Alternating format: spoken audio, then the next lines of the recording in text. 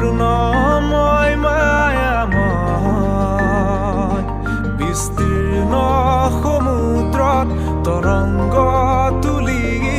নীলিম আকাশৰ শূন্যতা তুমি নীলিম আকাশৰ শূন্যতা তুমি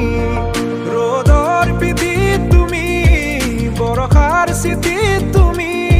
ফুলৰ স্নিগ্ধতা তুমি বুকুৰ স্পন্দনত তুমি যে তুমি প্ৰহেলিকা বৰ্ণ